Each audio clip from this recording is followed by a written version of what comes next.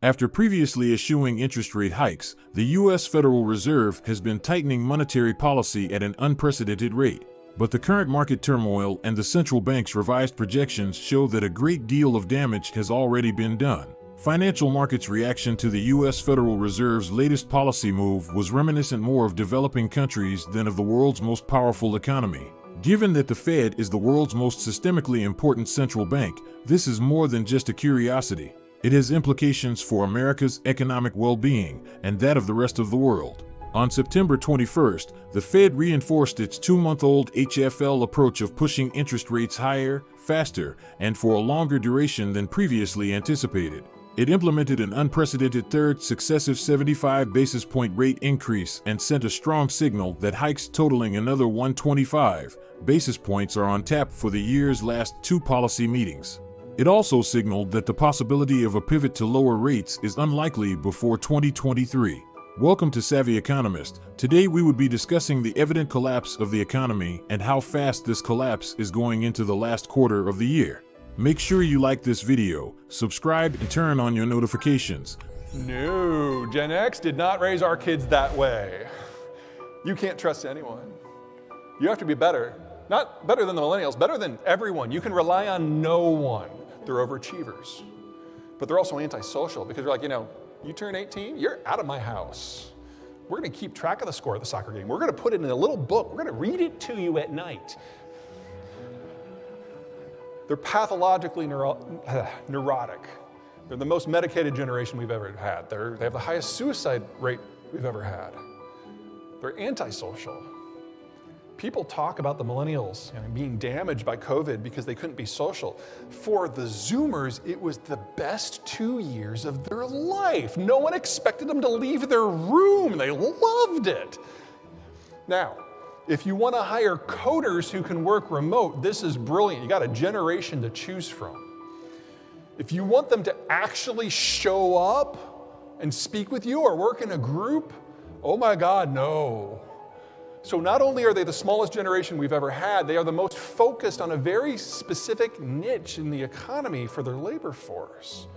So whatever labor problems you think you're having, if it requires them being outside or in an office, you aren't going to find many Zoomers at all for the next 20 years.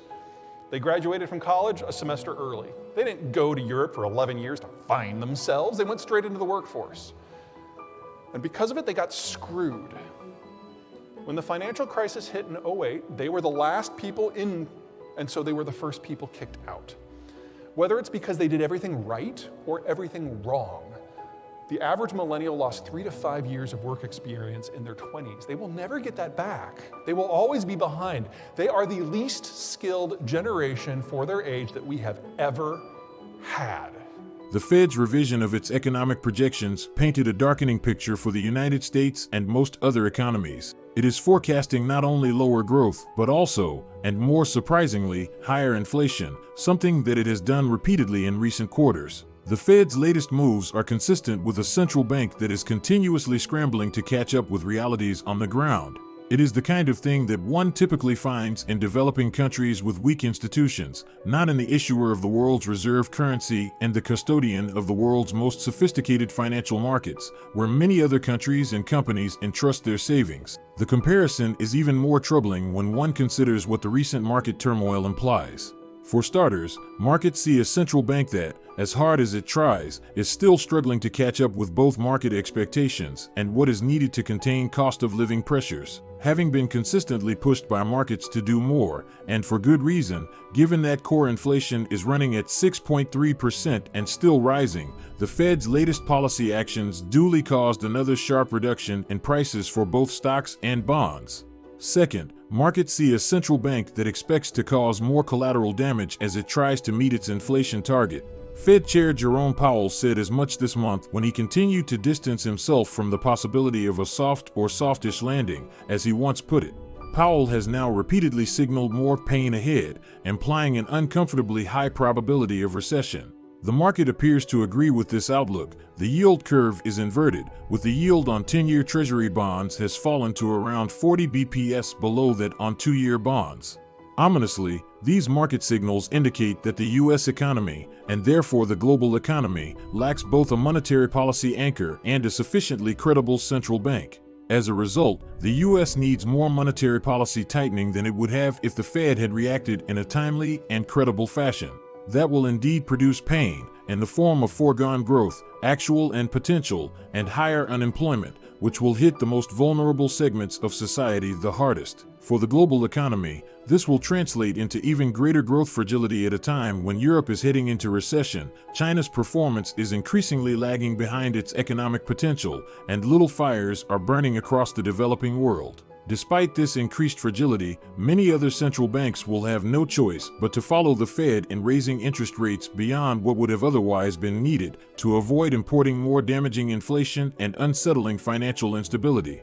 Now that the Fed finds itself in such an uncomfortable situation, one most of its own making, it may be inclined to issue further rate hikes, particularly given the growing criticism that it is tipping the economy into recession, destroying wealth, and fueling instability.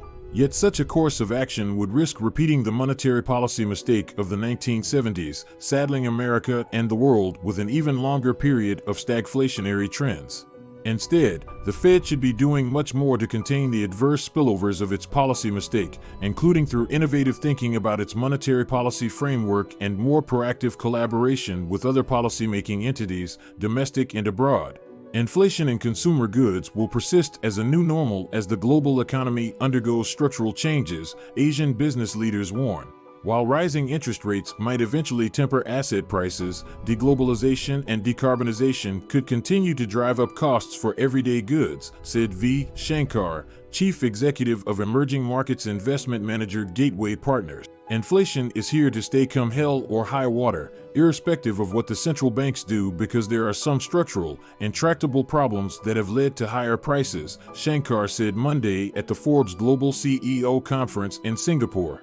Despite helicopter money and zero interest rates, the reason why the price of goods stayed down for so long is because of a vast efficient manufacturing agent called China and the integration of global supply chains. That integration paved the way for cheaper goods. But now, catalyzed by the pandemic, there are new threats to interwoven global supply chains as countries look to bring back manufacturing to their own countries or to countries they are friendly with, Shankar said. In July, U.S. Treasury Secretary Janet Yellen touted the need to boost supply chain resilience through friendshoring, doing business with countries that share values with Washington. This collapses globalization and increases prices as manufacturing will no longer be based on numbers and cost considerations, Shankar added. Decarbonization efforts will also contribute to higher prices, Shankar said, as there is not enough supply of components for climate-friendly goods to meet demand. For instance, the global production and consumption of graphite for electric vehicle batteries were 1 million tons last year, but in 10 years, that could rise to 5 million tons. There is no indication where that extra production will come from, Shankar says. If you look at the fossil fuel industry, they are investing at a pace as if we are transitioning to a net zero economy by 2035, whereas the renewable industry is investing at a pace of roughly a third of what is required for net zero by 2050, he said. There is an inevitable train wreck and the politics and societal pressures are colliding with economics. So, inflation is here to stay. As a civilization and as nations, instead of making progress, now we're making turbocharged regress. Don't take it from me, take it from Bill Gates or the Secretary General of the UN. Collapse is all around us, but what's troubling, baffling, and idiotic about it is that it's a choice. It's a choice that we're making, or at least enough of us are that the rest of us are just handcuffed passengers on Ozzy Osbourne's crazy train going off the tracks. The scale and scope of the way Britain's collapsing can't be overstated. It's shocking and horrific and alarming and all the rest of it. This is a country whose new government plunged it into the kind of currency crisis that's usually the effect of hedge funds raiding a country. Its government was so fanatically right-wing that it proposed borrowing $500 billion to fund tax cuts for the richest 1%. Even the markets laughed in stunned disbelief. You want to, what? The pound plunged, and the central bank had to defend Britain's economy from its government, desperately buying up pounds, because now there was a fire sale for them. All that might sound abstract, the stuff of high finance. So let me make the British collapse more real. This is a country where people are going to freeze to death shortly, and one of the heads of the NHS has warned of it. The government doesn't care. What's left is for public libraries to try and become warm banks, places where people can huddle and shiver against the winter. Meanwhile, the average person's savings and mortgage just got blown up because when a currency implodes, prices go up, and so do interest rates, usually skyrocketing. Meanwhile, schools can't afford to turn on the heat and are giving kids blankets to stay warm. Looking at the 21st century, a person whose name we're not allowed to say might observe the following. The economic system and paradigm of the day have failed a certain social class, the working class. And instead of uniting to overthrow their oppressors and all the rest of it, something perverse happened instead. Shouting rage, despair, and hate, the working classes set fire to their societies. This is the part that's so maddening to watch. It isn't everyone in society that feels like this. Our societies are starkly divided into sane and insane, hateful and decent, kind and thoughtful versus people who've lost their minds and only care about getting a fix of hate and rage. And it's unfortunately true, a fact of the modern era, that all this mostly breaks down along class lines. It's the working class, by and large, that's setting fire to our societies. What's left of it, anyways, better to call it an underclass at this point, because it's pretty rare for people to have work anymore, which is the root of the problem. Meanwhile, what's left of the educated middle class watches all this in horror. The person whose name we can't say would probably have watched all this and frowned. Because in truth, it was an old theme in history by now. It had happened exactly a century before. Then, in the 1920s, precisely the same fatal cycle occurred. The economic paradigm and system began to buckle and break. The proletariat grew impoverished, while the rich became ultra-rich. Debt levels exploded, and mobility fell. And yet instead of uniting to transform the system positively, what happened? The proles had a regressive revolution, nation after nation. Fascism was born, and it was a working class movement everywhere that happened. The same is true today. Take a look at America, Italy, and Sweden. It's true that not every member of rising neo-fascist movements there is a working class, but this isn't a graded school. It's truer that the working class forms the weight and mass that gives these movements real political power. In troubled, humiliated Britain, it was the working class abandoning the Labour Party that paved the way for the kind of fanatical leaders who made the country collapse in shocking and startling ways, like kids freezing or the currency collapsing. The person whose name can't be said would be as troubled and irritated and maddened by all this as, well, you and I are. Because it's not supposed to happen this way. You see, it's just idiotic to choose this. If the proles were rational, sensible, if they thought about it for just a second, then they would have chosen the path of transformation, of redistributing wealth, of building a functioning society that lifted everyone, not the path of burning it all down and handing power over to demagogues, who proceed to do things like cut taxes for the ultra-wealthy or deconstruct the very systems of healthcare and education and money that the proles need the most. It is maddening to watch this kind of irrationality at work. Sadly, it is too late to avoid all the detrimental economic and social consequences of the damage the Fed has caused to its credibility. The central bank was notably late with its response to inflation, but it is not too late to contain the harm. Doing so is crucial. What other options do we have to alleviate the already crumbling economy? Let us know what you think in the comment section below. Make sure to like the video, subscribe, and turn on notifications.